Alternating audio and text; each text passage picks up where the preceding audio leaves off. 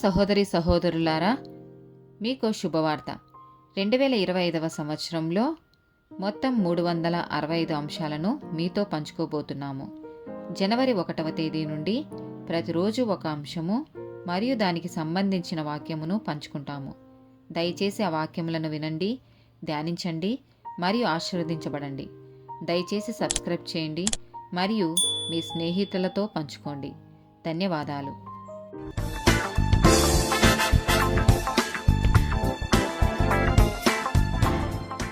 188th day topic యేసు యొక్క అద్భుతాలు. మత్తయి సువార్త 9వ అధ్యాయము 20 నుండి 22, 24 నుండి 30 వచనాలు. ఆ సమయమున ఇదిగో 12 సంవత్సరముల నుండి రక్తస్రావ రోగము గల ఒక స్త్రీ, నేను ఆయన పైవస్త్రము మాత్రము ముట్టితే బాగుపడుదునని తనలో తాను అనుకొని ఆయన వెనుకకు వచ్చి ఆయన వస్త్రపు చెంగు ముట్టెను. యేసు వెనుకకు తిరిగి ఆమెను చూచి, కుమారి, ధైర్యముగా ఉండుము, నీ విశ్వాసము నిన్ను బాగుపరచునని చెప్పగా ఆ గడియ నుండి ఆ స్త్రీ బాగుపడెను. స్థలమియుడి, ఈ చిన్నది నిద్రించుచున్నదే గాని చనిపోలేదని వారితో చెప్పగా వారాయనను అపహసించిరి. జనసమూహమును పంపివేసి ఆయన లోపలికి వెళ్ళి ఆమె చెయ్యి పట్టుకొనగానే ఆ చిన్నది లేచెను. ఈ సమాచారము ఆ దేశమంతటను వ్యాపించెను. యేసు అక్కడ నుండి వెళ్ళుచుండగా 2 గురుటివారు ఆయన వెంట వచ్చి, దావీదు కుమారుడా, మమ్మను కనికరించుమని కేకలు వేసిరి. ఆయన ఇంట ప్రవేశించిన తరువాత ఆ గురుటివారు ఆయన యొద్దకు వచ్చిరి. యేసు, నేను ఇది చేయగలనని మీరు నమ్ముచున్నారా అని వారిని అడుగగా, వారు నమ్ముచున్నాము ప్రభువా అని ఆయనతో చెప్పిరి. అప్పుడు ఆయన వారి కన్నులు ముట్టి, మీ నమ్మిక చొప్పున మీకు కలుగునుగాక అని చెప్పినంతలో వారి కన్నులు తెరవబడెను. అప్పుడు యేసు ఇది ఎవరికినీ తెలియకుండా చూచుకొనుడని వారికి ఖండితముగా ఆజ్ఞాపించెను. మత్తయి సువార్త 14వ అధ్యాయము 25వ వచనము. రాత్రి 4వ జామున ఆయన సముద్రము మీద నడుచుచు వారి యొద్దకు వచ్చెను. మత్తయి సువార్త 15వ అధ్యాయము 30, 31 వచనాలు. బహు జనసమూహములు ఆయన యొద్దకు కృంటివారు, గ్రుడ్డివారు, మూగవారు, అంగహీనులు మొదలైన అనేకులను తీసుకొని వచ్చి ఆయన పాదముల యొద్ద పడవేసిరి.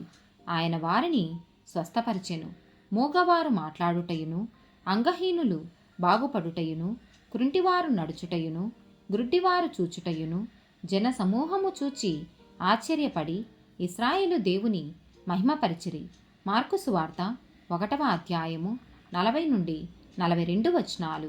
ఒక కుష్ఠరోగి ఆయన యొద్దకు వచ్చి ఆయన ఎదుట మోకాళ్ళుని, నీకిష్టమైతే నన్ను శుద్ధినిగా చేయగలమని ఆయనతో చెప్పి ఆయనను వేడుకొనగా ఆయన కనికరపడి చెయ్యి చాపి వానిని ముట్టి, నాకిష్టమే, నీవు శుద్ధుడవు కమ్మని వానితో చెప్పెను.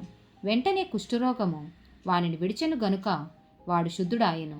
మార్కు సువార్త 4వ అధ్యాయము 39వ వచనము. అందుకు ఆయన లేచి గాలిని గద్దించి నిశ్శబ్దమై ఊరకుండమని సముద్రముతో చెప్పగా గాలి అణగి మిక్కిలి నిమ్మలమాయెను. లూకా సువార్త 22వ అధ్యాయము 49 నుండి 51 వచనాలు. ఆయన చుట్టూ ఉన్నవారు జరగబోవు దానిని చూచి, ప్రభువా, కత్తితో నరుకుదమా అని ఆయనను అడిగిరి. అంతలో వారిలో ఒకడు ప్రధాన యాజకుని దాసుని కొట్టి వాని కుడి చెవి తెగ నరికెను. అయితే యేసు ఈ మట్టుకు తాళుడని చెప్పి వాని చెవి ముట్టి బాగు చేసెను. యోహాను సువార్త 2వ అధ్యాయము 7 నుండి 9 వచనాలు. యేసు ఆ బానలు నీళ్లతో నింపుడని వారితో చెప్పగా వారు వాటిని అంచుల మట్టుకు నింపిరి. అప్పుడు ఆయన వారితో, మీరిప్పుడు ముంచి విందు ప్రధాని యొద్దకు తీసుకొని పొండని చెప్పగా వారు తీసుకొని పోయిరి. ఆ ద్రాక్షారసము ఎక్కడ నుండి వచ్చెనో ఆ నీళ్లు ముంచి తీసుకొని పోయిన పరిచారకులకే తెలిసినది గాని విందు ప్రధానికి తెలియకపోయెను గనుక ద్రాక్షారసమైన ఆ నీళ్లు రుచి చూచినప్పుడు ఆ విందు ప్రధాని పెండ్లి కుమారుని పిలిచి, యోహాను సువార్త 6వ అధ్యాయము 10, 11 వచనాలు. యేసు జనులను కూర్చుండబెట్టుడని చెప్పెను. ఆ చోట చాలా పచ్చికయుండెను గనుక లెక్కకు ఇంచుమించు 5,000 మంది పురుషులు కూర్చుండిరి. యేసు ఆ రొట్టెలు పట్టుకొని కృతజ్ఞతాస్తుతులు చెల్లించి కూర్చున్న వారికి వడ్డించెను. అలాగున చేపలు కూడా వారికిష్టమైనంత మట్టుకు వడ్డించెను. యోహాను సువార్త 11వ అధ్యాయము 39 నుండి 45 వచనాలు. యేసు రాయి తీసివేయుడని చెప్పగా చనిపోయిన వాని సహోదరి అయిన మార్తా, ప్రభువా, అతడు చనిపోయి 4 దినములైనది గనుక ఇప్పటికీ వాసన కొట్టునని ఆయనతో చెప్పెను.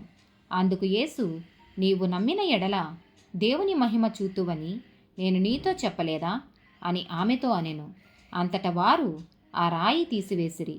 యేసు కన్నులు పైకెత్తి, తండ్రి, నీవు నా మనవి వినినందున నీకు కృతజ్ఞతాస్తుతులు చెల్లించుచున్నాను.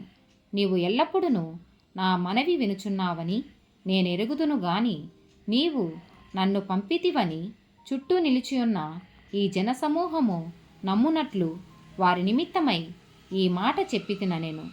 ఆయన అలాగూ చెప్పి లాజరు బయటికి రమ్మని బిగ్గరగా చెప్పగా చనిపోయిన వాడు కాళ్ళు చేతులు ప్రేత వస్త్రాలతో కట్టబడిన వాడై వెలుపలికి వచ్చెను. అతని ముఖమునకు రుమాలు కట్టి ఉండెను. అంతట యేసు, మీరు అతని కట్లు విప్పి పోనీయుడని వారితో చెప్పెను. కాబట్టి మరియా యొద్దకు వచ్చి ఆయన చేసిన కార్యమును చూచిన యూదులలో అనేకులు ఆయన యందు విశ్వాసముంచిరి. ఆమేన్.